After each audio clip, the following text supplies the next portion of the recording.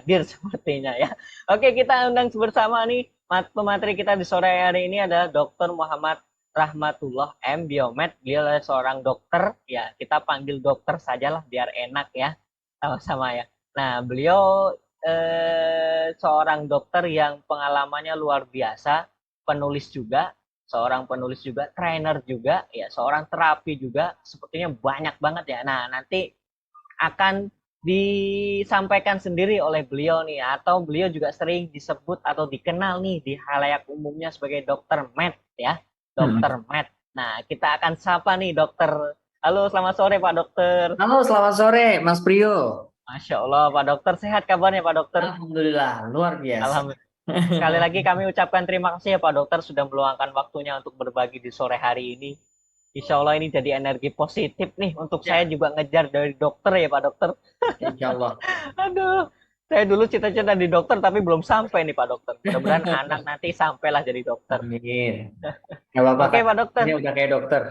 siap, amin. Oke Pak Dokter, biar nggak panjang lebar nanti sambil Oke, memperkenalkan diri Pak Dokter, silakan Pak Dokter untuk sesi sharingnya di sore hari ini. boleh. Dipersilakan Pak Dokter. Oke, saya boleh share screen-nya. Boleh Pak Dokter. Ini masih host disable partisipan. Oke. Sudah bisa Pak Dokter? Oh iya ya, udah bisa, udah bisa, udah bisa. Oke. Evaluasi. Oke, Bismillahirrahmanirrahim. Assalamualaikum warahmatullahi wabarakatuh. Ya, salam kenal semuanya. Perkenalkan, mungkin ada beberapa teman saya juga tadi ada yang nyaut di grup, ada Mas Andre. Ya, nggak kelihatan ya orang-orangnya ya? Kelihatan nggak? Oh, nggak kelihatan ya. Ya sudah. Ya, jadi perkenalkan nama saya adalah Dr. Muhammad Rahmatullah, MBiomed AM. Ini itu adalah saya adalah lulusan berarti di Anti-Aging Medicine. FINEM itu adalah dari Functional Medicine itu dari India dengan diplomasi Desko itu untuk manajemen untuk di klinik kecantikan. Sore ini mungkin saya nggak menggurui ya, kita sama-sama belajar ya. Saya pun masih terus belajar. Kalau tanya ke saya, Dokter Mas itu siapa? Saya itu orang yang senang belajar. Saya suka belajar, yang kemudian kita sama-sama sharing di sini. Ya, saya adalah owner dari Dokter Mas Skincare, Forman Skincare, dan juga aplikasi Dokter X itu adalah untuk di klinik kecantikan. Ya. Hari ini mungkin saya bahas tentang Steady and Grow Skincare Business Opportunity for Beautypreneur. Mungkin ya kita sekedar sharing ya dari pengalaman saya, juga mungkin nanti biar teman-teman juga ada gambaran mungkin yang belum masuk ke beauty, seperti apa sih sebenarnya gambaran beauty. Oke. Nah, sebelumnya saya juga pengen dengar dulu semangatnya. Yuk, ketik iya, yes, ketika teman-teman siap menerima materi di sore ini. Yuk, ketik yes, good. Teh Ani, yes. Wow, semangat sekali, luar biasa ya. Good. Oke, saya pengen tahu dari teman-teman semua adalah siapa sih yang di sini memang ada di Beautypreneur ini sendiri? Boleh saya tahu? Boleh tahu bisnisnya apa, jualannya apa? Yang berhubungan dengan beautypreneur. Biar saya tahu background teman-teman di sini. Oh, home spa, good. Tesiska Fauzia, good. Siapa lagi yang di sini? Yuk, bisnisnya apa? Good. Saya pengen tahu dulu background teman-teman semuanya. Silahkan ditulis. Boleh. Terutama yang berhubungan sama beautypreneur ya. Jadi saya biar tahu. Di bidang di skincare dan kecantikan, klinik klinik boleh, facial boleh, spa boleh, bebas. Oh, bahan spa bikin sendiri. Oh, sales and marketing kosmetik. Oke, good. Mas Adi Sudibyo. Siapa lagi?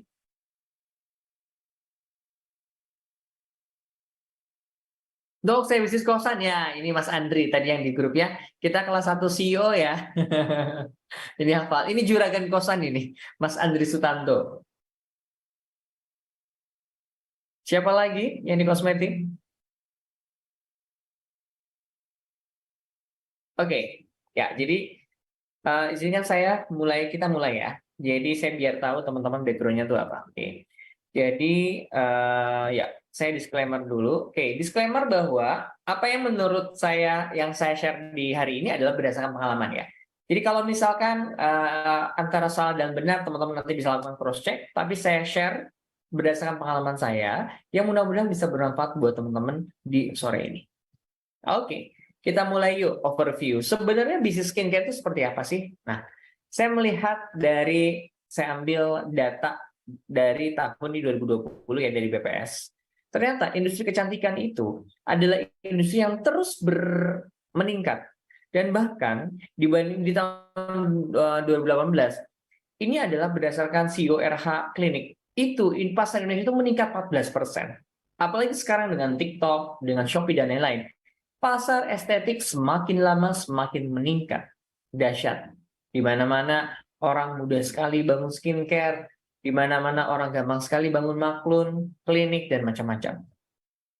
Dan ketika kita melihat data kembali, dari market growth horizontal analysis, ternyata industri kosmetik ini tumbuh 5,59%. Dengan merek perawatan tubuh terlaris pada Agustus 2021, kita lihat Scarlett, itu luar biasa sekali di Shopee dan Tokopedia ya. Ini adalah proses yang terus meningkat dari sisi body perawatan. Nah, industri analisis ini pada kuartal 1 sampai 2020 ya. Ternyata tahun 2021 diproyeksikan tuh naik 7%. Ya. Dan ini sungguh sangat luar biasa di masa Covid pada saat itu. Kosmetik terus menanjak dan bahkan sekarang pasca Covid terus menanjak dan terus menanjak. Artinya apa? Ketika teman-teman masuk dalam dunia skincare atau dunia estetik saat ini, yes, ini adalah industri yang sangat tepat. Karena, ataupun teman-teman mau mulai coba investasi ke dunia ini, maka ini adalah sangat tepat. Karena ini adalah pasar yang lagi tren dan terus meningkat. Sekarang kita lihat juga, ini saya didapatkan dari data Bridge Market Research sampai tahun 2030. Kita lihat bahwa pasar itu diekspektasikan ini terus meningkat semuanya. Ya, di situ ada dari Jepang, South Korea, India, China, rest of Asia Pasifik. Tapi sebenarnya pasar Indonesia itu jauh lebih meningkat. Dan bahkan data-data menunjukkan bahwa tahun 2030 diperkirakan Indonesia itu menjadi negara keempat dengan pendapatan yang luar biasa. Karena bonus dari demografi kita, kemudian juga adalah kita adalah kuat secara internalnya. Nah, sekarang nggak usah jauh-jauh deh. Ya, sekarang kita lihat deh. Saya di Sukabumi ini. Ada orang Sukabumi di sini? Adakah? Oh, nggak ada ya. Kang Brio, asli orang mana kan? Bogor. Oh, Bogor. Oke. Istri tapi istri. Oh, istri ya. Oke. Kita lihat ya. Itu adalah gambaran umum ya. Oke lah, keren-keren sekali. Sekarang kita lihat deh, Sukabumi tempat saya berada ya sekarang. Usia 25-40 tahun produktif. Pada 750.000 per 48 km persegi ini adalah pasar Facebook Ads. Ya kan? Dengan waktu itu saya 25 km ya. Artinya lebih dari kota Sukabumi juga ada di situ. Tapi sebenarnya berdasarkan BPS sendiri, ini sebenarnya jumlahnya hanya 450.000, 350.000-an lah.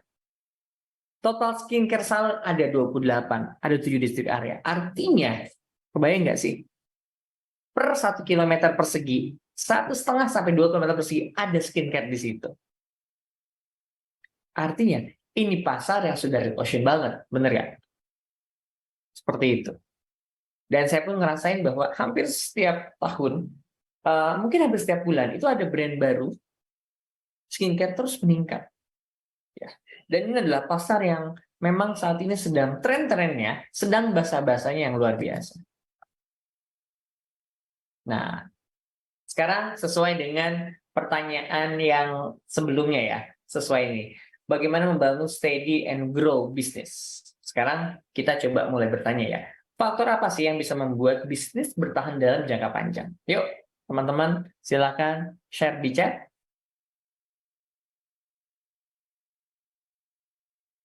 Mau connecting audio boleh. Kira-kira faktor apa yang bisa membuat bisnis bisa bertahan dalam jangka panjang?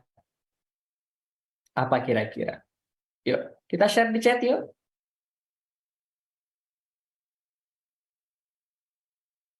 Apa sih yang bisa membuat sebuah bisnis itu bertahan sampai ratusan tahun, puluhan tahun, digunakan selalu good, kualitas produk good, apalagi improve atau inovasi good, apalagi ayo, apalagi kebutuhan konsumen good, ada needs di situ, apalagi unik good, uniqueness, apalagi. Sekarang kita lihat ya. Saya tanya ke ChatGPT, hey ChatGPT, saya tanya, apa sih yang bisa membuat bisnis jangka panjang? Inovasi good, pemahaman tentang pasar, keuangan yang sehat, tim yang berkualitas, kepuasan pelanggan responsif terhadap perubahan. Oke. Itu yang teman-teman tadi sebutkan semuanya. Produktivitas, pelayanan baik.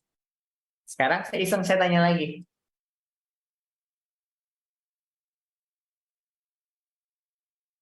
Jika ada satu hal yang paling dominan, faktor apa yang bisa membuat sebuah perusahaan bertahan ratusan tahun?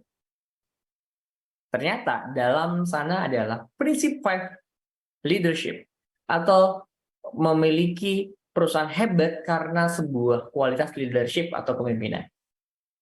Ternyata dari sekian banyak leadership memegang peranan yang bisa membuat sebuah bisnis itu bisa bertahan dalam jangka panjang. Kalau saya tanya lagi ke ChatGPT, jika dalam sebuah kesimpulan yang singkat, padat, dan jelas, faktor apa yang paling berpengaruh? Secara singkat, faktor yang paling berpengaruh adalah apa? Kepemimpinan adalah integritas. Jadi ternyata inilah yang bisa membangun sebuah bisnis bisa bertahan dalam jangka panjang. Sekarang saya tanya lagi nih, ini menarik ya.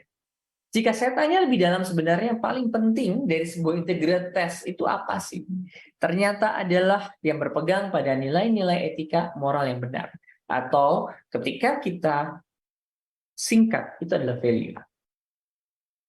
Apapun bisnis Anda, seperti apapun inovasi, pelayanan, dan lain-lain, tanpa memiliki sebuah nilai, itu nggak akan bertahan. Nah, sesuai dengan buku Start With Why. Apa yang paling penting dari sebuah nilai pada saat kita memiliki sebuah alasan yang clear, jelas. Kenapa bisnis kita itu bisa hadir di situ? Dok, kok berhubungan sama ini? Yes. Pada saat kita masuk dalam bisnis yang saat ini adalah red ocean, yang kita kalau bisnis cuman, kayaknya keren ya, aku bisnis itu deh. Kayaknya lagi naik deh, aku bisnis itu deh. Percayalah, itu tidak akan bisa membuat Anda bisa bertahan dalam jangka panjang. Ya, Start With Why. Dari buku Simon Sinek. Ini bagus. Bahwa lingkaran paling dalam adalah sebuah alasan. What is your purpose, your business? Caranya oke, pelayanannya bagus, kualitas produknya bagus, dan lain-lain. Tapi pada saat kita tidak memiliki sebuah alasan, kenapa kita bergerak? Kalau saya dokter Maskin, kenapa dokter Maskin hadir ada di situ? Kita akan mudah terombang-ambing. TikTok lagi bagus, TikTok. Shopee lagi bagus, iya. Terus-menerus. Yang ternyata adalah yang membuat kita nggak kemana-mana. Mungkin saat ini, salah satu alasannya adalah kita masih belum memiliki sebuah alasan yang kuat. Why? Sebuah alasan. Why adalah tentang purpose, how adalah tentang prosesnya yang tadi. Proses pelayanan, kualitas produk, R&D, caranya branding, what? Ya. Nanti kita akan mendapatkan result dari hasil semuanya. Nah, di hari ini berarti saya punya waktu 30 menit lagi ya? Masih panjang dok, tenang dok. Oke. Karena itu saya akan menjelaskan tentang why. Ya, terlepas dari apapun, saya izinkan saya bercerita dari why. Alasan saya mendirikan bisnis, what, apa hal terpenting, terus lalu how. Nggak cuman kita sekedar terinspirasi, tapi apa yang bisa kita lakukan dan bisa kita bawa agar bisa diterapkan di bisnisnya masing-masing.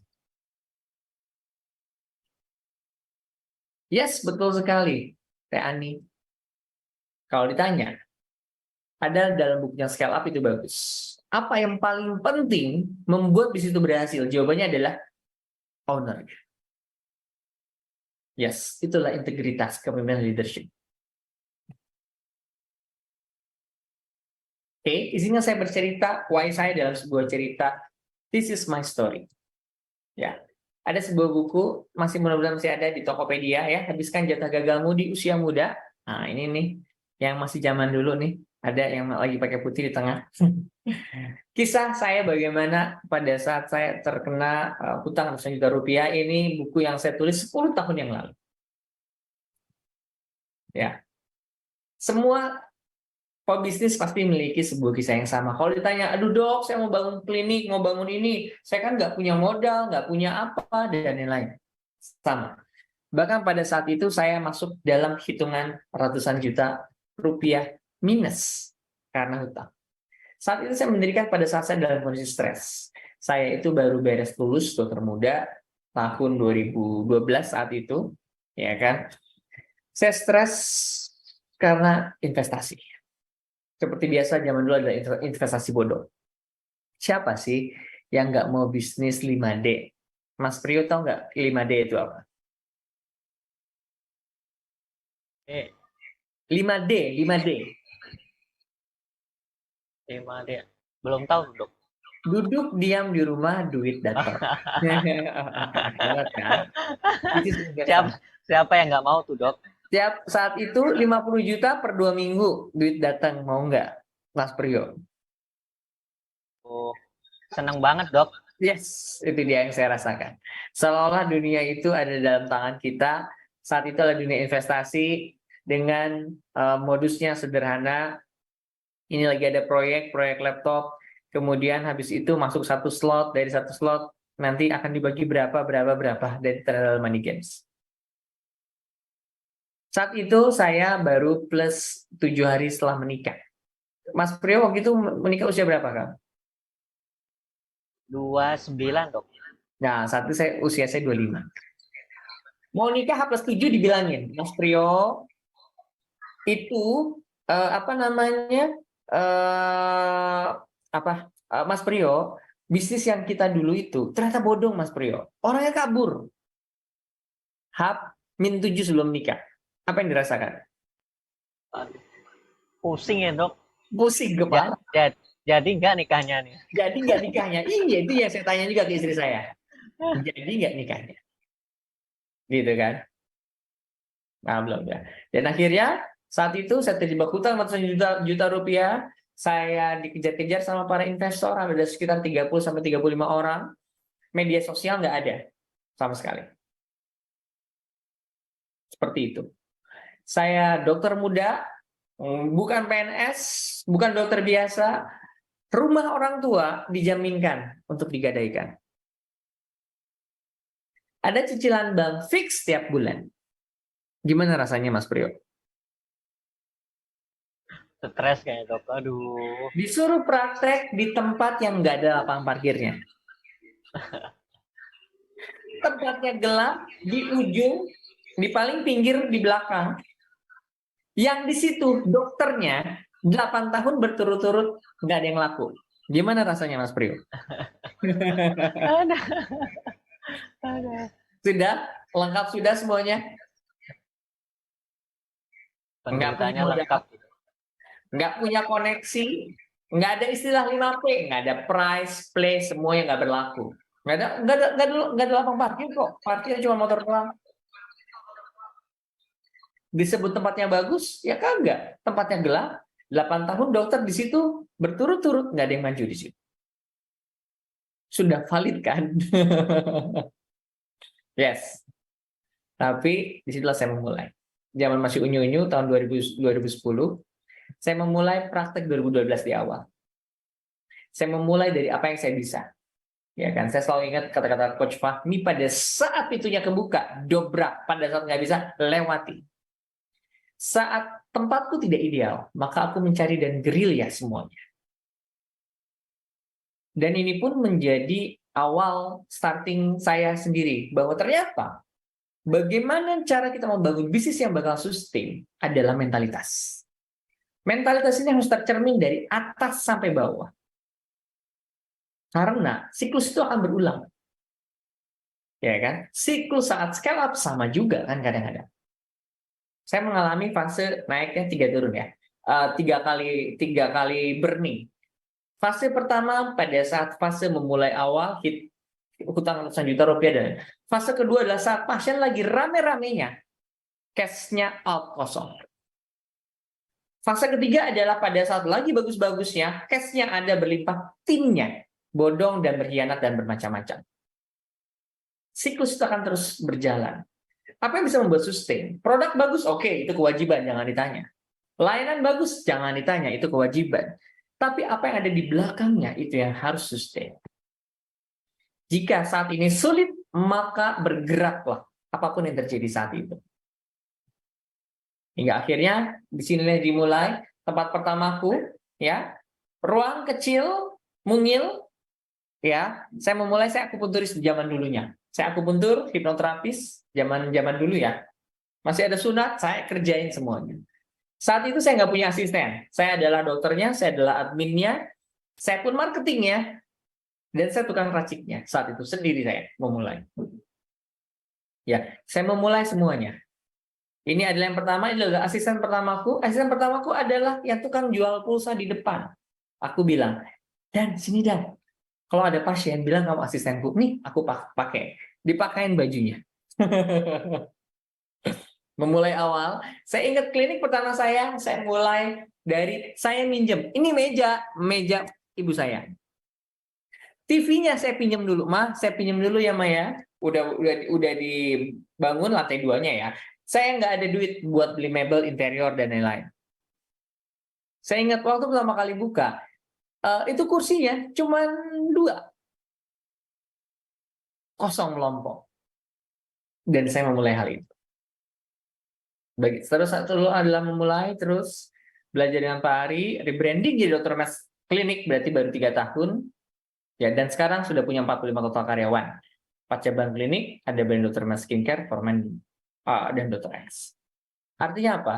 Nah ini dia. Sekarang ini ada Dr. Mas Restoratif Klinik, blueprint untuk si kliniknya seperti ini. Restoratif. Sesuai dengan namanya, ya.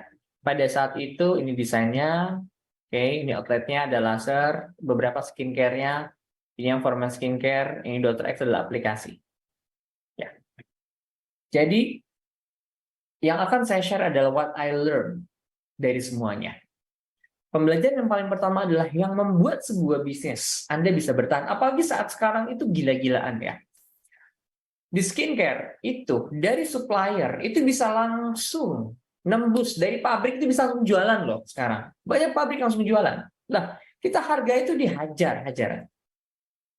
Ketika kita berbicara kualitas, kita yang baru mulai masuk di dunia skincare, ya kan? Kemudian harus bertarung dengan giant, dengan raksasa yang udah sangat besar, ya kan? Yang dia itu mungkin dari perusahaan teknologi, ya kan? Iseng-iseng aku pengen invest, jebret, hajar, kita akan selesai semuanya. Maka mungkin ini adalah salah satu pesan yang mungkin teman-teman bisa, bahwa produk penting, kualitas penting, tapi yang paling penting adalah mindset dan mentalitas kita sebagai seorang business owner. Ya, maka saya akan share di sini adalah the first thing first, how I start. Bagaimana saya memulai CEO konsep dan mindset loa algoritma. Ya, mudah-mudahan ini adalah sebuah hal yang mungkin saya jarang share di yang lain, karena ketika berbicara inovasi, skincare, yang lain pasti akan berbicara, dan itu mungkin teman-teman sudah banyak hal ya. Tapi saya akan berbicara dari sisi yang lain. Apa di balik itu semua?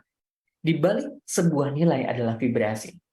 Ini beberapa buku, salah satu bukunya keren, The Missing Link of Loa. Ya, ini saya sangat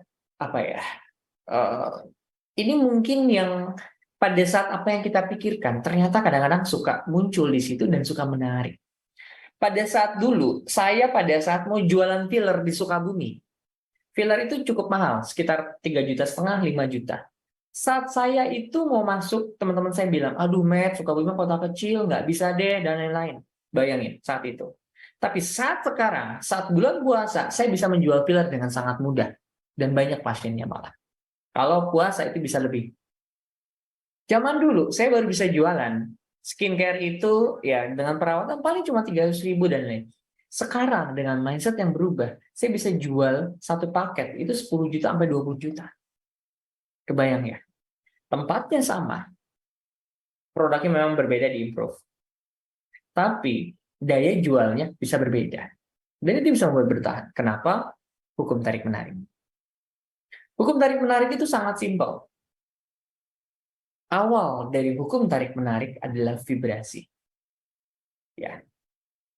Magnet hanya bisa menarik apa seperti besi. Apa yang dia bisa tarik. Dan magnet tidak akan bisa menarik barang yang lebih besar dari dia.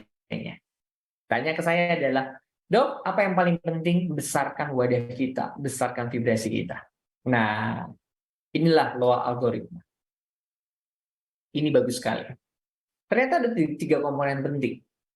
Komponennya adalah kualitas vibrasi, fokus pikiran sadar kita, fokus pikiran bawah sadar kita, luka batin.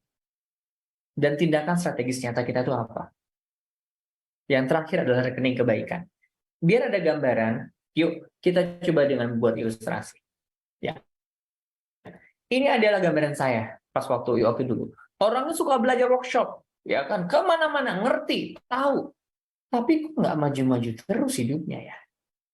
Lu berpikir, belajar semua workshop, belajar semua seminar, tapi kok gitu-gitu aja ya?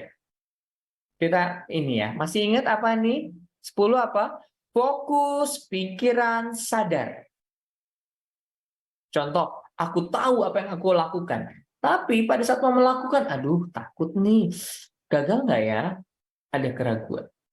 Tambah 5 dibagi 2. Dikurangi, luka batinnya ini banyak. Dikit-dikit baper. Ditinggalin karyawan dikit baper. Ya kan? Ada orang bangun klinik di sampingnya sudah suudzon. Ya. Plus 7. Tapi dia jago pinter buat strategis. Bisnis model canvas, kayak value proposition, kayak nganalisa market, kayak jago pakai banget semuanya. 6 rekening kebaikan. Tapi dia suka pelit sama orang. Ya 6 deh. Dia nggak ke 10. Alhasil cuma 19,5. Nih, yang satu. Orangnya nggak suka belajar. Nggak ngerti ilmu bisnis. Ada sebuah rumah makan di Sukabumi. Aku lupa makan cuman ayam ikan. Cuman lulusan SD. Tapi bisnisnya gila-gilaan. Gila-gilaan itu apa? Setiap hari pasien ramai, apalagi pas bulan puasa ini. Nggak pernah habis. Nggak pernah nggak habis. Kalau jam 5 kurang nih, mau ke sana, udah habis pokoknya. Kenapa? 5 adalah fokus pikiran sadar. Dia nggak ngerti ilmu bisnis. Dia nggak ngerti ilmu strategi bisnis. Tapi dia sangat yakin. Fokus pikiran bawah sadarnya adalah 10. Luka batinnya 0. Kenapa? Nggak mudah kecewa, nggak mudah suudon sama orang. 0. 5 ini apa? Tindakan strategis nyata. Disuruh buat bisnis model canvas, boro-boro kagak ngerti. Disuruh buat value proposition, nggak ngerti juga. Nggak ngerti apa-apa. Maka cuma 5. Tapi rekening kebaikannya selalu baik. Alhasil, hasilnya 62,5. Jauh banget kan? 62,5. Yang saya share di sore ini adalah ada the man behind, ada hal behind improvisasi, ada sesuatu hal di balik produk yang bagus, ya kan? Karena produk yang bagus tanpa vibrasi yang bagus nggak bisa narik. Ya, sehingga saya bisa menyimpulkan aku sesuai perasaan hambaku.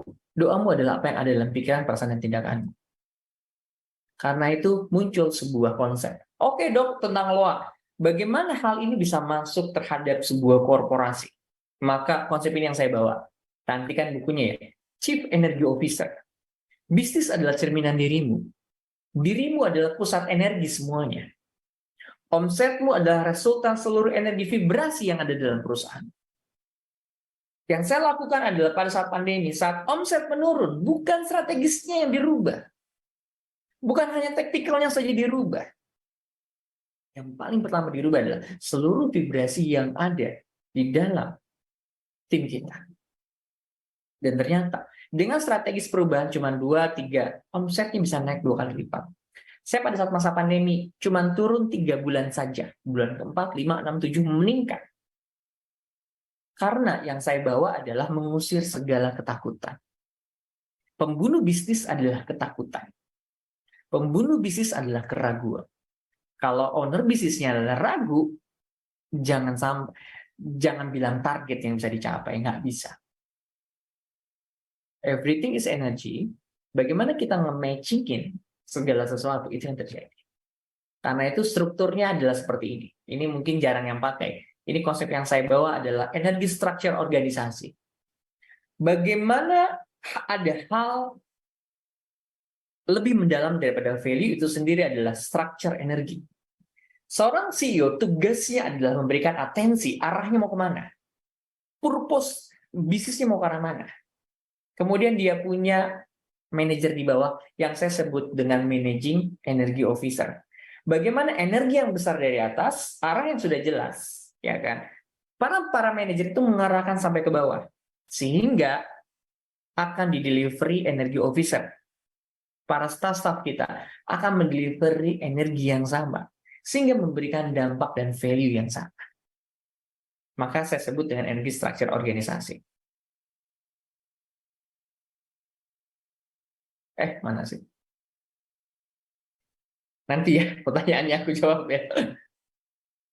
Seperti itu dia. Sebuah konsep di mana ada hal yang lebih mendalam daripada value, itu sendiri adalah vibrasi. Dan sumber gravitasi bisnis adalah ownernya. Baru. Itu adalah secara, jadi nanti aku belum ada buat bukunya ya. Saya lagi merancang. Saya membangun namanya duality. Bahwa sebenarnya adalah manusia itu makhluk duality. Ada energinya, ada fisikalnya. Jadi, kalau kita cuma fokus fisikalnya doang, strategisnya dirubah, ininya dirubah, energi nggak dirubah, sama, nggak akan sinkron.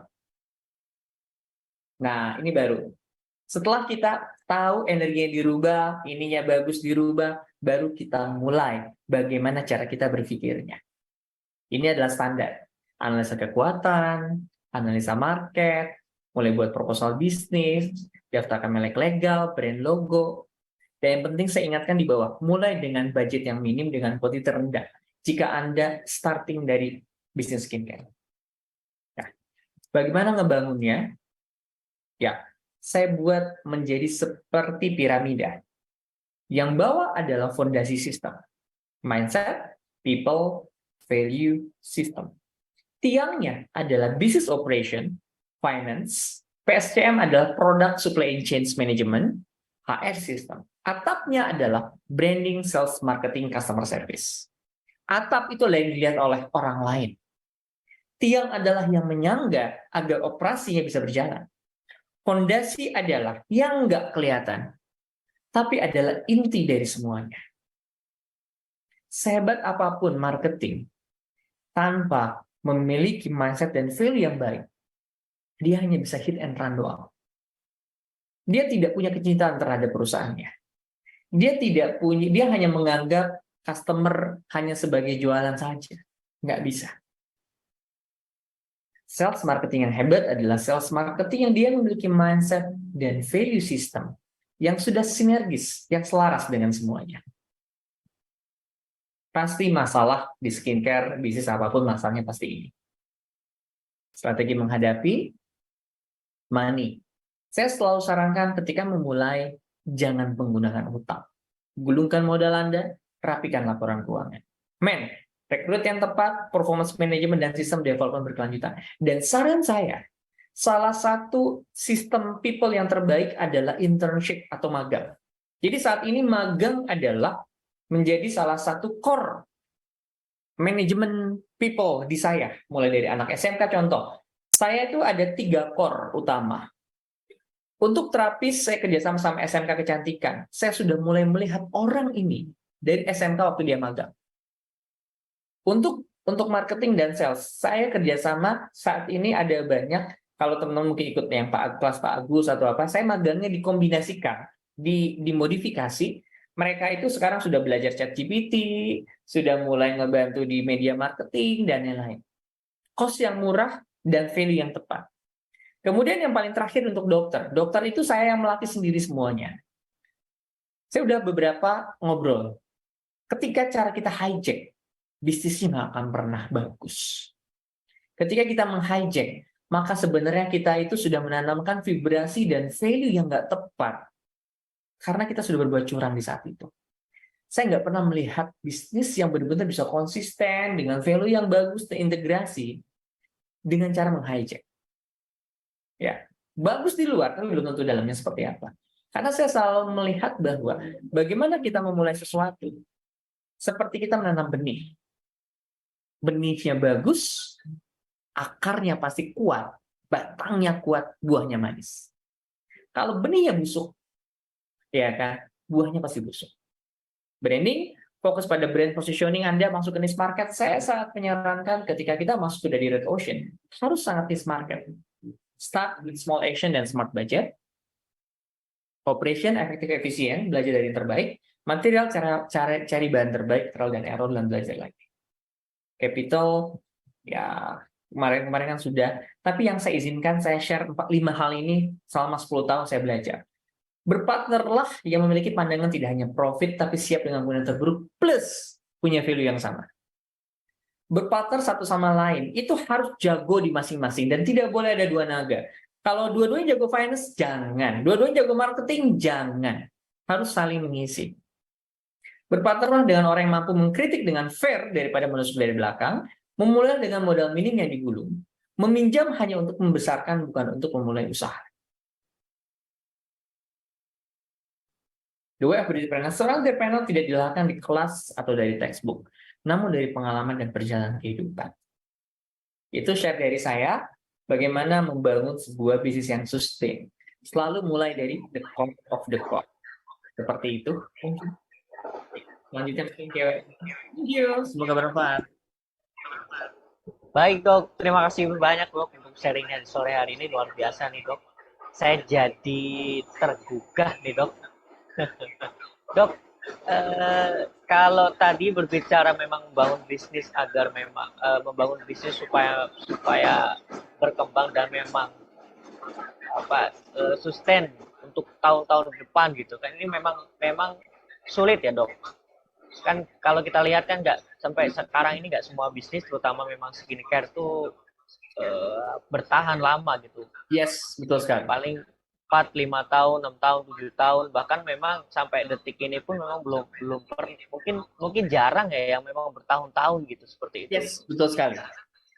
Nah, memang selain vibrasi dok, tadi yang disampaikan dokter tuh selain vibrasi yang memang harus diperbaiki oleh setiap human, setiap manusia, itu hal apa saja sih dok yang memang bisa selain vibrasi itu dikaitkan gitu supaya bisnis itu tetap jalan, tetap maksimal, tetap optimal gitu.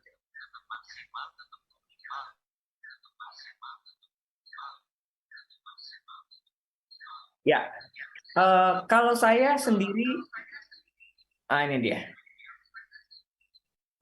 Oke. Fokusnya di 3 hal ini. Fondasi, tiang, dan atap. Dan ini harus dimulai dari bawah ke atas ya. Yang ada saat ini adalah dibangun dari atas ke bawah. Produk apa yang bagus? Dia hajar ads, bla bla bla bla bla bla. People-nya nggak ada, value system-nya nggak ada, mindset-nya nggak ada, purpose-nya nggak ada, yang penting profit, jebret, setahun 2 tahun nggak ada, ganti. Kalau ditanya ke saya, dok, harus seperti apa? Bangunlah dari bawah ke atas. Fondasi sistemnya dibenerin. Sistem mindset-nya, people-nya, value-nya, sistem. Walaupun cuma 2 orang, mulailah dari situ. Terus bangun lagi tiangnya. Traffic penting, iklan penting, tapi jangan melupakan business operation excellence. Jangan melupakan finance-nya. Saya menangani beberapa waktu itu ada temen ya, yang di direct selling udah gede banget omsetnya. Tapi finance-nya bolong-bolong. Parah. Itu seperti kita nanam bom waktu. Melakukan diskon tanpa menghitung HPP yang tepat. Melakukan diskon dan promo-promo reward yang ternyata itu adalah membawa bleeding pada perusahaan. Luar biasa. Baru ke atas. Dan ini seimbang ya. Ya, jadi pasti sambil jalan pasti orang sales dulu kan. Tapi sambil jalan bangunlah dari bawah. Bangunlah purpose-nya. Bangunlah sebuah produk yang dia niche market dan memiliki nilai jangka panjang. Contoh, waktu itu ada teman, bukan ya, salah satu waktu ketemu di workshop dia bagus. Fokus dia tuh di ketiak. Berarti itu bagus, keren banget ya. Sampai sekarang bertahan, bagus brandnya, jangka panjang. Jadi seperti itu. Jadi kalau mau membangun bisnis jangka panjang, mulailah dari bawah ke atas. Fondasi sistem diperbaiki, tiangnya dikuatkan, atapnya dibagusin. Itu akan bertahan lama. Gitu. Jadi konsep saya adalah ini. Oke, Dok. Terima kasih, Dok. Ini bisa diterapkan di bisnis apapun ya, Dok ya? Yes, betul sekali. Karena banyak yang di skincare itu nggak bertahan lama. Itu karena hit and run. Iya. Ada yang bagus, profit, ajar ads. Tapi di bawah nggak dibenerin. Operation nggak dibenerin. Sehingga akan ini akan cepat selesai. Gitu. Terima kasih, Dok. Ini ada beberapa pertanyaan, Dok, dari Rizka Fauzia. Dok, bagaimana membangun chemistry dengan semua unit, terutama SDM? Oke, ini mau mulai dari mana lagi? Banyak juga nih. Mau mulai dari mana? Dari Siska Fauzia, Dok. Siska Fauzia. Membangun. Ini atau kita dari atas tuh. Bisnis itu Boleh. tercermin dari ownernya, Dok ya? Boleh. Bisnis itu tercermin dari ownernya, Dok? Yes. Owner adalah pusat gravitasi dari bisnisnya. Kalau bisnisnya melempem, kemungkinan si ownernya melempem. Kalau bisnisnya itu nggak gigit, jangan-jangan si ownernya juga nggak gigit. Sehari-hari kebiasaannya nggak gigit. Wah, ada Dr. Mas juga di buku itu. Iya. Duit. Ya Allah. Oke. Dok, boleh tampilkan lagi kembali judulnya nanti ya. Oke. The Answer. Itu buku dari Coach Alka. Saya tulis di sini ya. Coach Alka, The Answer. Missing Link of Loa. Terus series Loa aja. Ada. Oke, apalagi Dok, apakah izin judul karya dokter apa? Habiskan jatah gagalmu di usia muda. Kalau nanti bakal keluar untuk yang CEO namanya Chief Energy Officer. Dok, apakah luka batin mempengaruhi seorang owner menjalankan bisnis yang sukses? Yes, betul sekali. Ini saya kasih contoh ya. Kalau teman-teman mungkin tahu tentang servo mekanisme. Ini saya pun alami ya. Kok aku sudah membangun bisnis, tapi kok turun lagi, ngutang lagi. Servonya tukang ngutang. Sehingga yang terjadi adalah semakin besar bisnis yang semakin besar hutangnya. Luka batin yang mengakibatkan servo negatif. Dok, servo itu apa? Servo itu adalah salah satu pola hal-hal yang berulang yang menjadi sistem otomatisasi di dalam hidup kita yang biasanya polanya muncul berulang. Contoh, ya servo saya zaman dulu adalah ketemu orang habis beres dikhianatin. Ketemu orang ini dikhianatin. Dan ada pola yang berulang terus. Ini harus di-cut, harus dihilangkan. Karena kalau nggak biasa berulang. Ada juga orang pada habis beres bagus bisnisnya saat dalam puncak. Tiba-tiba drop karena orang dalam, karena hutang, karena macam-macam. Kenali hal itu. Kenali luka batin kita. Karena itu kadang-kadang menjadi sumber kebocoran bisnis kita. Nggak beda jauh. Contoh, orang-orang yang saya waktu itu bawa tim saya, waktu awal-awal zaman dulu, itu adalah orang-orang yang luka batin mirip-mirip kayak saya tuh. Biasanya mirip. Pada saat kita sudah naik level, percayalah, tim-tim yang datang pun akan berbeda. Contoh, pada saat awal-awal memulai saya, karena udah sering ketipu lain-lain, saya itu memulai dengan ketidakpercayaan dan tidak pernah percaya sama orang. Alhasil, tim saya nggak pernah bisa saya percaya. Pada saat udah naik level, itu insya Allah udah jauh lebih bagus lagi. Oke. Dok, bagaimana membangun chemistry dengan semua unit, terutama SDM? Yang pertama adalah caranya chemistry. Sebenarnya kalau menurut saya itu ada banyak cara ya. Seperti memberikan hadiah atau apa. Kalau saya sih balik lagi itu sederhana sih ya. Chemistry itu nggak perlu dibangun. Pada saat kita itu sudah berconnect, udah otomatis chemistry itu akan kebangun. Salah satu cara yang paling sederhana itu adalah mendoakan. Pernahkah Anda dengan benar-benar sengaja mendoakan tim Anda? Karena hanya hati yang bisa nyambung sama hati. Anda mau belajar teknik persuasi segimanapun. Kalau hatinya memang nggak mau connect, ya nggak akan connect. Dan ingat, tidak bisa dipaksakan ya. Bukan sesuatu hal yang bisa dipaksakan. Suatu saat nanti ketika timnya oke, bakal jalan. Kalau nggak oke, akan lepas. Sesederhana itu, Bang. Gitu, nggak usah dipaksakan. Dok, saya bingung mau rekrut terapis buat home spa karena konsumen saya selalu mau saya pegang. Yes, itu adalah penyakit saya di 5 tahun awal. Yang pertama adalah mulailah belajar percaya sama orang. Terus kedua adalah mulailah belajar untuk menerima ketidaksempurnaan. Pada saat saya menurunkan pada dokter-dokter saya, satu, kualitasnya menurun betul di awal-awal. Karena beda kalau sama bisnis owner yang nanganin. Yang kedua adalah yang kedua adalah pada saat kok jadi lupa nih mas pertanyaan. Yang kedua adalah belajar menerima ketidaksempurnaan. Yang ketiga adalah mulailah membangun pola dan sistem. Dan pada saat kita ini nggak bisa langsung ninggalin, kan prinsip dasarnya adalah saya melakukan, dia melihat. Step yang kedua, dia melakukan, saya melihat. Berikutnya adalah dia melakukan, saya ada untuk nanti evaluasi saja. Seperti itu. Jadi, nggak bisa memang kadang-kadang ditinggal langsung. Tapi contoh, misal, facial untuk pembersihan sama dia, pas massage masih sama Mbak di awal-awal.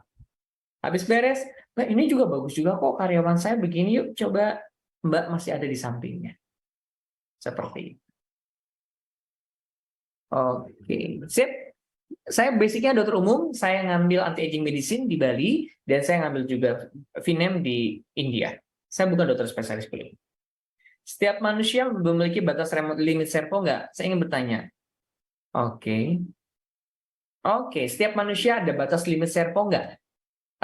Saya nggak ngerti maksudnya apa. Maksud saya, batas limit. Boleh diperjelas maksudnya itu apa? Kalau menurut saya sih nggak ada namanya batas limit ya.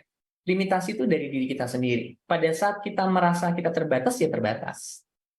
Kayak begitu. Terus yang kedua, Dok, saya ingin bertanya leadership yang bagus seperti owner itu seperti apa? Yang pertama adalah kenalilah dirimu. Karena hanya orang yang bisa memimpin orang yang bisa mengenali dirinya sendiri. Hanya orang yang sudah mengenali dirinya yang bisa memimpin orang lain. Tadi ingat, tadi kita sudah tanya ChatGPT. Dalam buku Great to Good, bahwa ternyata yang bisa membangun perusahaan dalam ratusan tahun itu adalah kepemimpinan leadership. Tanya lagi ke ChatGPT, dan dalam kepemimpinan, apa yang paling penting? Yaitu adalah integritas. Ditanya lagi, dari integritas apa yang paling penting? Itu adalah value. Value dirimu itu biasanya adalah value perusahaan. Tidak ada yang benar, gak ada yang salah sebenarnya. Balik lagi, seberapa Anda mengenal diri Anda. Kayak gitu. Sudah beres ya pertanyaannya? Apa lagi? Dok, kalau tadi kan disebutkan ada 6 atau 5 tadi, Dok. Cara kita untuk memilih partnership sebagai bisnis, sebagai mitra bisnis gitu, Dok. Betul. Nah, kalau sekarang ini kan memang banyak dari kita, terutama UMKM itu yang memang agak kesulitan, Dok. Rata-rata mereka sih ngeluhnya tuh ketipu oleh partnernya sendiri yang dianggap teman gitu kan. Terus sudah mitraan nih dengan partner gitu kan. Tugas mereka kalau setelah selesai ternyata akses yang kita pakai itu, yang akses dari kita tuh kita nggak dapat terima lagi tuh aksesnya gitu. Jadi cara kita untuk memilih gitu kan supaya partner di bisnis kita khususnya itu benar gitu kan, sesuai dengan memang koridor kita di bisnis kita gitu. Seperti apa tuh, Dok? Konsep saya adalah duality. Duality adalah kesadaran dan awareness. Ketika saya udah ngobrol sama CEO bahkan seperti orang Elon Musk, kemudian Steve Jobs, ketika level bisnisnya mau high level, memang yang dia pakai adalah awareness ataupun kesadaran. Sama halnya dengan memilih partnership. Yang pertama adalah, kalau saya pribadi adalah, fokuslah pada diri Anda sendiri, maksudnya apa? Janganlah berpartner, seolah partner Anda itu lebih hebat daripada Anda. Sehingga Anda ada ekspektasi. Jangan berpartner kalau Anda memiliki ekspektasi. Berpartnerlah pada saat aku udah ngerasa aku keren, aku sudah punya value. Yuk kita gabung biar kita lebih berkembang. Saya beberapa kali gagal dalam berpartner pada saat saya berpikir seperti ini. Dia keren ya. Kayaknya kalau aku berpartner sama dia, ini bakal keren nih. Setiap ekspektasi ternyata dijatuhkan rata-rata. Dan teman-teman saya pun sama ngalamin kasus kayak begitu. Berpartnerlah pada saat Anda siap untuk berpartner. Ada sebuah quotes mengatakan itu keren. Ya, bahwa pada saat Anda sudah siap, maka ya, ilmu, guru, dan partner akan diantarkan. Percaya saya. Contoh, saat ini saya mau membangun franchise. Ya, partner saya, calon partner ya, aku masih belum agreement lagi mau cari-cari. Itu bukan saya yang cari loh. Dia yang kontak saya.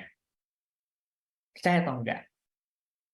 Kayak begitu. Saya pribadi itu gila banget mempelajari diri ya. Saya belajar tentang human design. Human design itu dari tanggal lahir dan bermacam-macam. Belajar karena gini, kegagalan kita dalam berpartner biasanya adalah kegagalan karena kita belum mengenal diri kita itu siapa. Sehingga kita ada ekspektasi ke orang.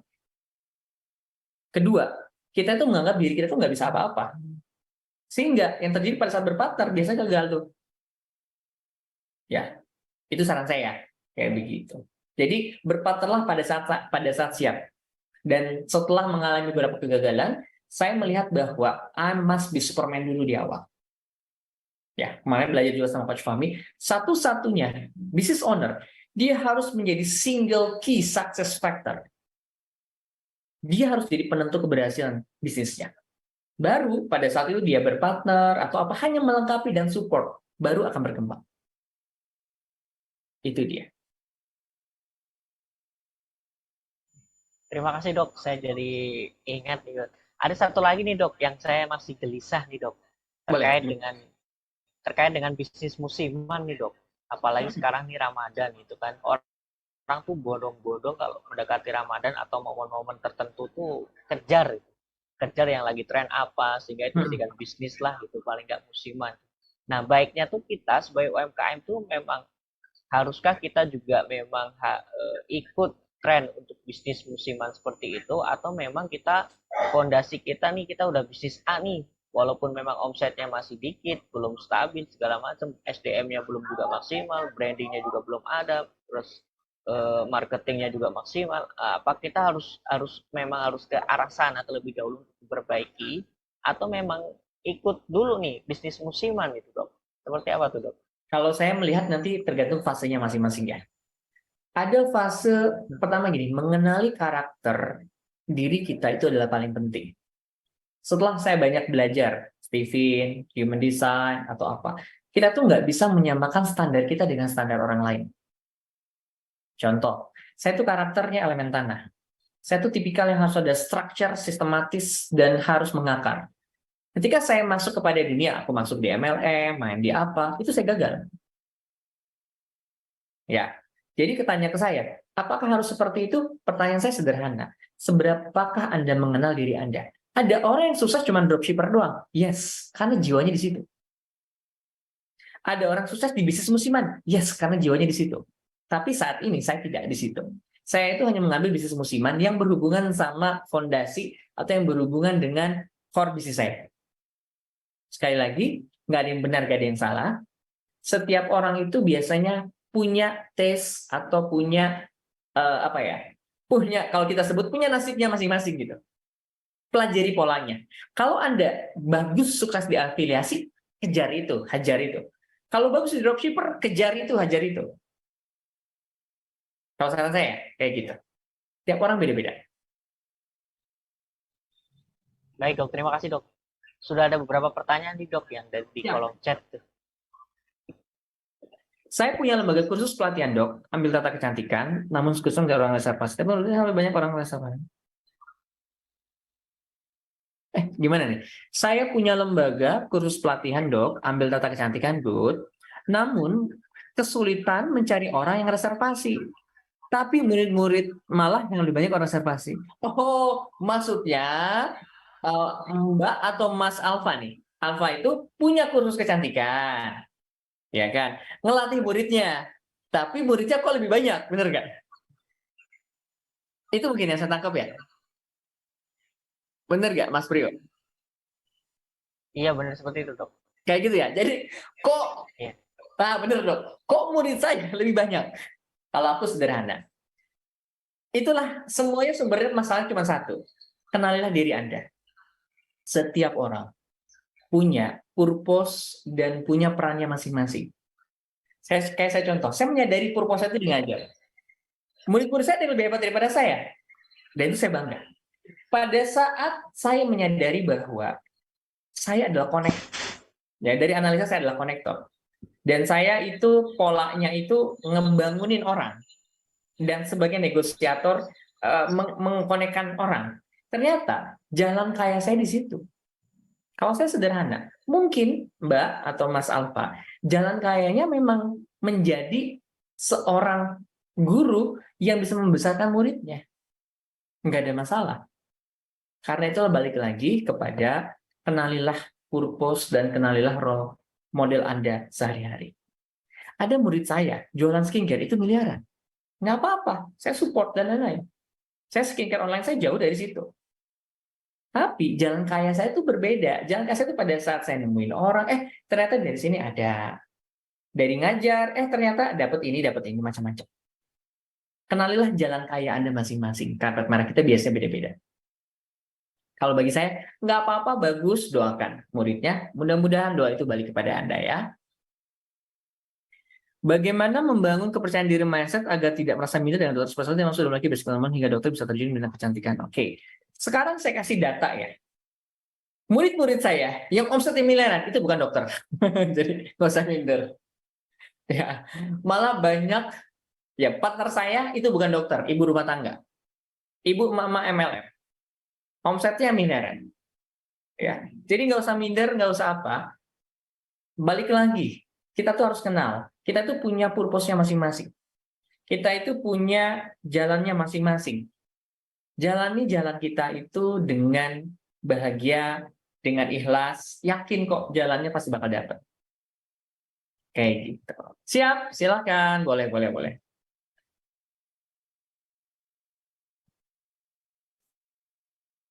Ya, ini kontak saya, silakan kalau mau tanya-tanya. Ya, Instagram juga nanti saya share ya. Boleh nanya langsung, Dok? Boleh, silakan. Siapa itu? Aduh, ini guru nih. Aduh. Saya gimana, Bang? Iya, Dok, mau tanya. Tadi kan dokter kan pas ngitung formulasi LOA itu kan masukkan angka 6, 10, dan lain-lain.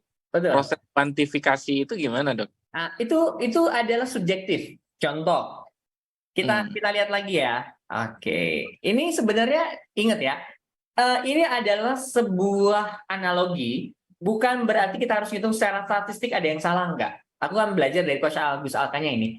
Ini tuh adalah hanya sebagai sebuah bentuk pola untuk kita lebih memahami konsepnya ini. Contoh ini ya. Ya. SPS, fokus pikiran sadar, fokus pikiran belum ya. Fokus pikiran bawah sadar, KLB sama TNS. Contoh ini ya. Oke, sip. 10 ini adalah fokus pikiran sadar. Ini secara subjektif kita menilai dari skala 1 sampai 10 kira-kira. Keyakinan kita akan pikiran sadar itu kan kita memahami. Kita tuh udah belajar workshop, kita tahu ilmunya, tahu frameworknya, itu 10. 5 itu kita juga nilai sendiri tuh, fokus pikiran bawah sadar. Keyakinan kita, value kita seberapa yakin di sini.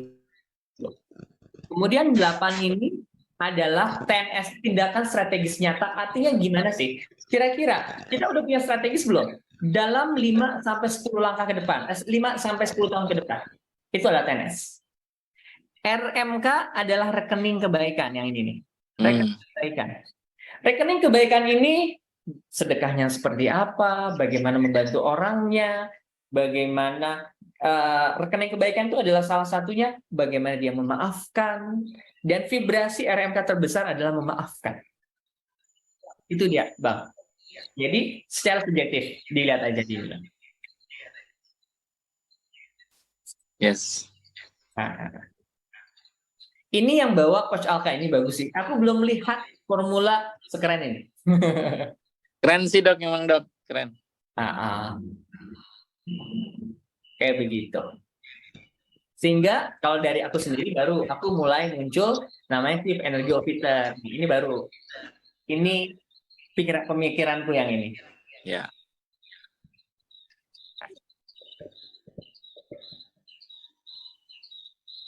Yes, rekening kebaikan. Karena memang pada saat dilihat-lihat itu yang sustain itu hal yang di luar apa ya? Hal yang di luar fisikal ya. Gitu ya. Oke, sip. Nanti podcast saya, Bang, doakan judulnya Chief Energy Officer. Bakal bahas duality. Bagaimana pola energi vibrasi teraplikasi dalam bisnis, dalam entrepreneurship secara praktikal. Yes. Keren. Ditunggu dok. Ya, itu kan jarak. Atau itu spirituality general masuk ke dalam bisnis korporasi. Kita tunggu nih dok. Semuanya nunggu. Dok. Sudah nggak sabar sepertinya nih. Namanya Chief Energy Officer. Kapan kira-kira dok? Minggu depan udah mulai buat podcastnya. Bukunya lagi dirancang. Jadi kalau teman-teman, kenapa sih yang mempelajari yang aneh kayak begini? Ternyata kalau belajar biografi, itu Elon Musk itu punya pemikiran kayak begitu. Nggak mungkin dia cuma pakai pikiran sadar doang. Kalau teman-teman mempelajari biografinya Steve Jobs, itu pun sama. Steve Jobs itu kan sering banget ke India. Jadi antara kesadaran dan awareness-nya itu menyatu sehingga dia memunculkan sebuah ide brilian yang nggak dimiliki oleh orang lain. Jadi sebuah otentik yang didapatkan dari kesadaran dan pikiran sadar. Itu keren. Sudah nggak sabar-sabar nih nunggu nih. Dok, ini karena ini berhubung sudah waktunya nih dok, udah mungkin untuk teman-teman UMKM di daerah Wita nih sudah menjelang maghrib dan mau berbuka puasa nih dok. Di akhir sesi nih dok, minta untuk disampaikan closing statement untuk teman-teman UMKM di seluruh Indonesia nih apa yang harus dibangun, terus bagaimana caranya step mempertahankannya biar bisnis kita juga tetap bertahan dan sustain. Dan untuk teman-teman UMKM juga yang lagi loyo nih semangatnya nih dok untuk disampaikan ulang nih dok. Silakan dok. Siap, sebelumnya saya juga thank you banget ya. Sebuah kehormatan nih udah diundang ke sini sama Eva Pora, luar biasa. Bang Sam, aku sering sekali ikut kontennya. Terima kasih kepada teman-teman semuanya. Ingin saya share di akhir closing ini adalah tadi quote yang tadi, bahwa dirimu adalah pusat gravitasi bisnismu. Apapun yang terjadi dalam bisnis kita, sumber utama masalahnya adalah dalam diri kita. Kenali diri kita sebelum kita memimpin orang lain. Bagaimana kita membangun bisnis agar terus ke depan? Seperti yang tadi, mulailah dari core of the core. Seperti piramida, mulailah bangun sistem fondasi yang dari bawah, karena fondasi yang kuat akan bisa membangun tiang yang kuat. Tiang yang kuat akan bisa membangun atap yang kuat. Atap tentang sales, branding, marketing, yang kelihatan dari luar. Tapi nggak bisa kalau nggak ada tiangnya. Tiangnya adalah business operation, product supply chains, HR management, dan lain-lain. Dan ada hal yang nggak kelihatan di bawah sebagai fondasi dasar. Tapi itu sebenarnya core of the core yang bisa membuat sebuah bisnis yang seperti bangunan rumah itu bisa bertahan puluhan tahun, bahkan ratusan tahun. Pertanyaannya adalah, Anda ingin menjadi seorang pebisnis yang hit and run setahun 2 tahun, atau menjadi pebisnis yang sustain bisa puluhan tahun hingga ratusan tahun? Terima kasih. Salam saya, Dr. Matt. Semoga bermanfaat. Assalamualaikum warahmatullahi wabarakatuh. Waalaikumsalam warahmatullahi wabarakatuh. Sally dok, kalau teman-teman ingin dapat konsultasi langsung ataupun mengikuti workshop ataupun training ya dari Dr. Matt ini bagaimana nih dok? Satu lagi dok. Aku tuh trainingnya sebenarnya banyaknya tentang estetik ya. Kalau aku sebenarnya fokus Iya. bisnis konsultan untuk klinik kecantikan, mau bangun skincare, mau bangun brand, ataupun sekarang saya pun mau bangun franchise di situ sih. Kalau yang lain bolehlah ngobrol-ngobrol, santai Oh. aja. Siap, Ya. Bro. Makasih, Dok. Itu teman-teman tadi sudah disampaikan nomor teleponnya Pak Dokter. Itu silakan untuk di-save juga nomor teleponnya dan follow juga Instagramnya Dr. Matt ya. Dr. Yes. Matt silakan @Dr. Ya. Matt ya. Yang Silakan lagi di-follow galau-galau, beliau. saya pun dibuat YouTube ada namanya 30 Days Self Healing ya. Jadi, Dok, saya ada luka batin, mau bagaimana? Nah, ikutin, gratis. Waktu puasa, kalau melihat dari human design dan struktur planet, ini adalah waktu terbaik untuk purifikasi. Bersihkan hati kita, bersihkan luka batin kita, luar biasa. Dokter Oke, Matt, terima kasih, Dok. Thank you Terima banget. kasih, Dok. Itu Dr. Matt Instagramnya juga Dr. Matt di follow, YouTube-nya juga @Dr. Dr. Matt Matt. channel ya, silakan di follow. Juga Dr. Matt Clinic, silakan juga di follow ya untuk konsultasi langsung terkait dengan kesehatan kita, terutama kesehatan mental ya. Untuk kali ini terima kasih banyak, Dok. Mudah-mudahan Thank you. insya Allah bermanfaat dan sangat bermanfaat tentunya, dan teman-teman semuanya terima kasih sudah hadir, dan guru kita bersama tuh Mas Sam Ipul, terima kasih juga sudah menyempatkan diri untuk hadir dan gabung di Evapora di sore hari ini. Ya, untuk besok kita akan hadir juga dengan narasumber yang luar biasa tentunya, yang bakar semangat kita di sore hari ya. Terima kasih untuk teman-teman semuanya. Sampai jumpa di esok hari. Terima kasih banyak. Billahi taufik walhidayah. Assalamualaikum warahmatullahi wabarakatuh. Waalaikumsalam. Waalaikumsalam warahmatullahi wabarakatuh. Always Thank be you, Dok. there when I call upon you. So now I'm standing here, ashamed of all the mistakes I've committed. Please don't turn me away and hear my prayer when I Recording stopped.